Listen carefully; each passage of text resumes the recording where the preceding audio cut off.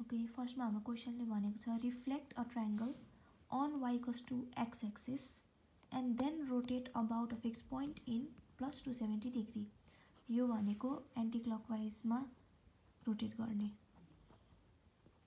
So फर्स्टमा हामीले CM बनाउनको लागि रिफ्लेक्ट भनेको छ हैन.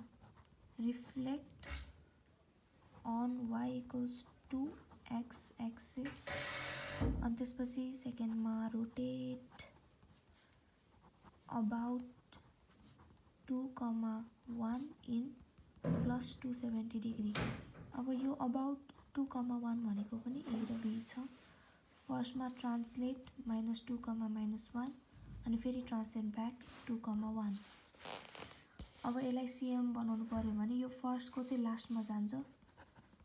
So reflect on y equals to x axis अनि रोटेट. अब रोटेट को लागि फर्स्टमा ट्रान्सलेट यो फिक्स पोइन्ट छ नि त, त्यसैले फिक्स पोइन्ट छ भने ट्रान्सलेट गर्नुपर्छ. t -2, -1 अनि प्लस 270 मा रोटेट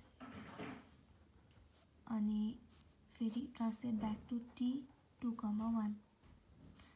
अब यसलाई गर्यो भने सीएम आउँछ.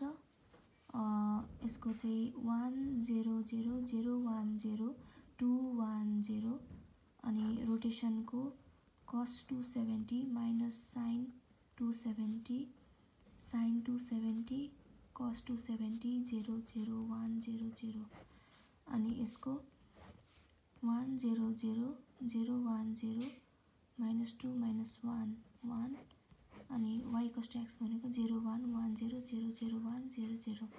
अब यो सबैलाई मल्टिप्लाई गरेर चाहिँ एउटा सीएम आउँछ 3/3 म्याट्रिक्स को. अनि एन्सर निकाल्नको लागि p dash equals to cm into p हुन्छ नि त.